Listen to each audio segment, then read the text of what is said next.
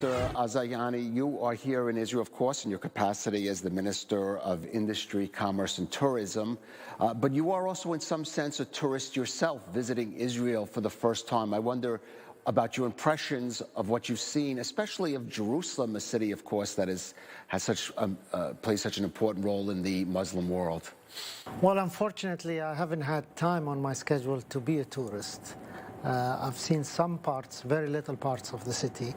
It's a spiritual city, you can feel it in the air, and it is a city that I'd like to visit and give it its true worth as purely a tourist.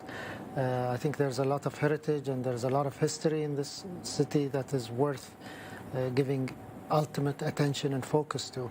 In fact, I'd like to see more of Israel as a whole. It is definitely a city that I'd like to visit and spend some real time in it without any formal commitments. But you are here, of course, as the minister who deals with tourism. You've met your Israeli counterparts. You've signed agreements on tourism.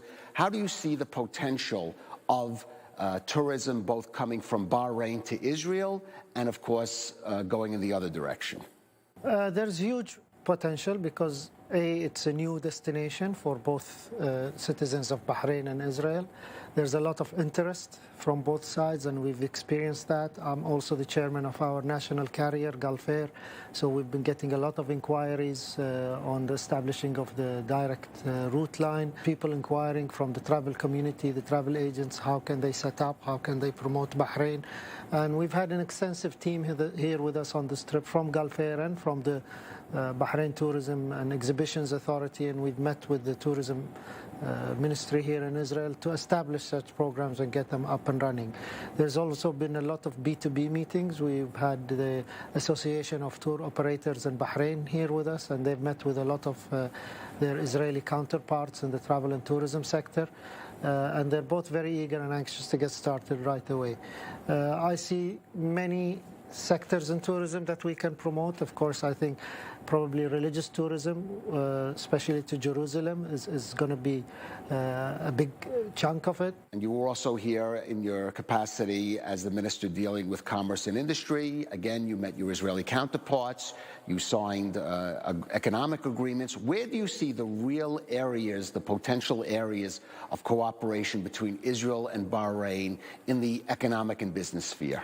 I think what fascinated us most looking at Israel is how quickly the economy grew here and GDP grew, and how it's primarily all driven by innovation and technology.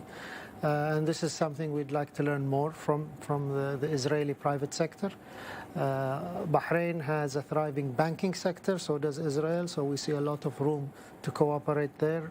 We are quite big in manufacturing, especially aluminum, and I think Israel would like to see more of that from Bahrain. Plus, we both have a growing, not necessarily industrial, but SME sector. And I think there's a lot of room to cooperate there on that scale.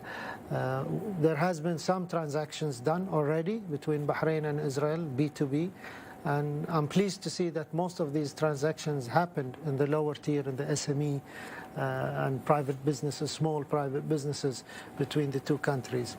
The big stuff will come, and it will come big once it arrives, but it's important to build a diverse foundation at the bottom, which will give us growth for the future.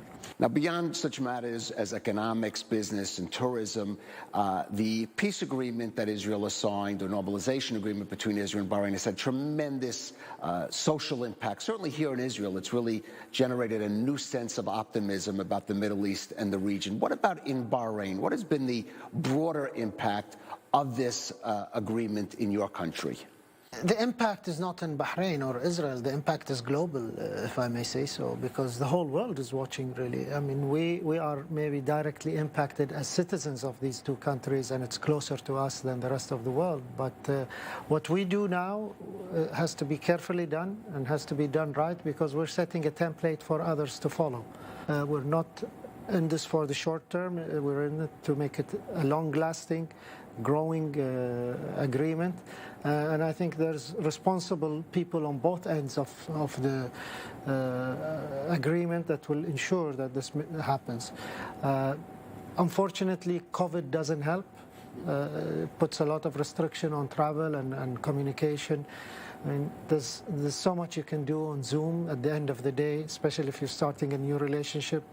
A face-to-face meeting is priceless. So we intend to come back with a bigger delegation, a much more diverse delegation to spark the business side of it. And of course, we would be very happy to receive an Israeli delegation in Bahrain to sit with their counterparts and break it down on a sector level rather than a macro level. Bahraini Minister of Commerce, Industry and Tourism, Zaid Ben Rashid Al Zayani, thank you for speaking with I-24 News. Thank you, sir.